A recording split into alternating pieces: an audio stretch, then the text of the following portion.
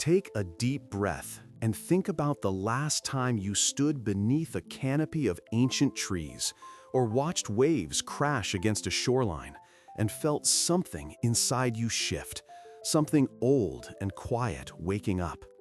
I have spent decades studying Carl Jung's work, and one of the most profound connections he ever made was between the human soul and the natural world, a relationship he saw not as a poetic metaphor, but as a fundamental, biological reality.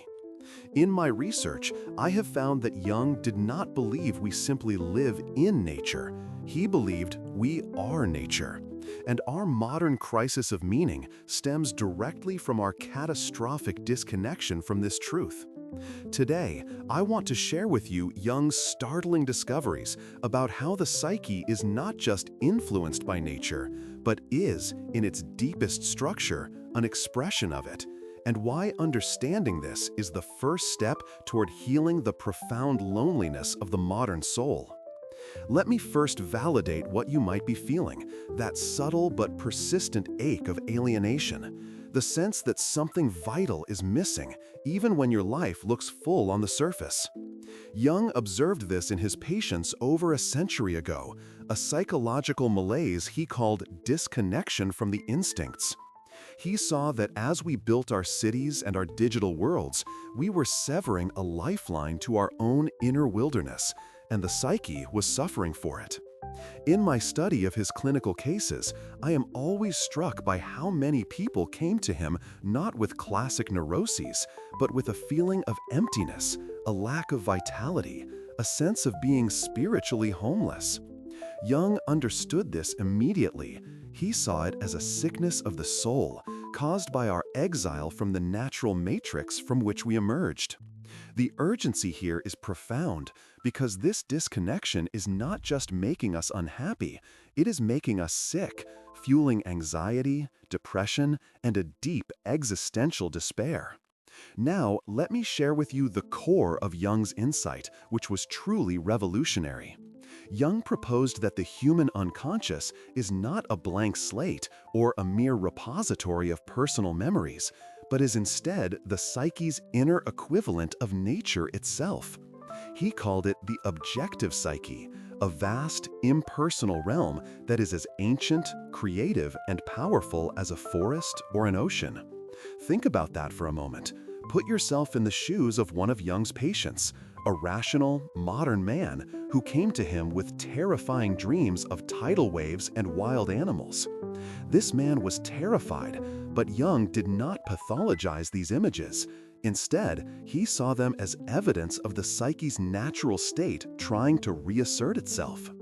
Jung discovered that the symbols that arise from the unconscious, the archetypes of the great mother, the wise old man, the wild man, are not random.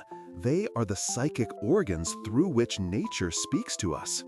He found that when we ignore these inner landscapes, we are not just ignoring dreams, we are ignoring the very instincts that guide us toward wholeness and health.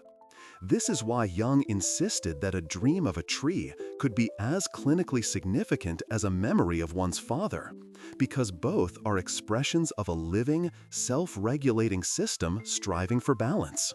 So, what can we do with this knowledge? How can we practically apply Jung's methods to heal this rift? Jung's approach was not to simply take a walk in the park, though that can help, but to engage in a deliberate, conscious process of reconnecting with the inner nature of the psyche.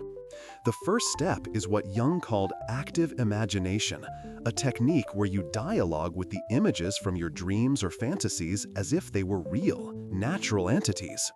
Find a quiet moment, recall a powerful image from a dream, perhaps a mountain or a river, and in your journal, ask it a question and write down the answer that comes from it, not from your logical mind.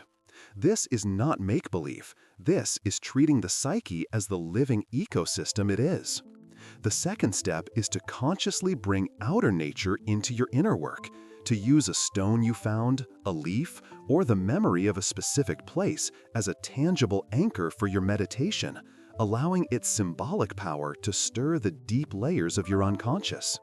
And the third, most vital step is to recognize the synchronicities, those meaningful coincidences between an inner state and an outer event in nature, like feeling a profound sense of grief and then seeing a storm break. Understanding that the inner and outer worlds are not separate, but are two expressions of one unified reality. This work requires courage, but Jung had an unshakable belief that by honoring this relationship, we can reclaim a vitality and a sense of belonging that the modern world has stolen from us. Ultimately, Jung's wisdom we must carry forward is this: the psyche is a self-regulating system within the greater system of nature, and to heal one, we must honor the other. Embracing this truth can fundamentally transform your life, restoring a sense of purpose and connection that goes deeper than any personal achievement. And this leads us directly to the next essential question on our journey, one that builds perfectly on what we have explored today.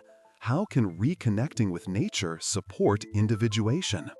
Tomorrow, we will dive into Jung's specific methods for using the natural world as a mirror for your own individuation process, the journey toward becoming who you truly are.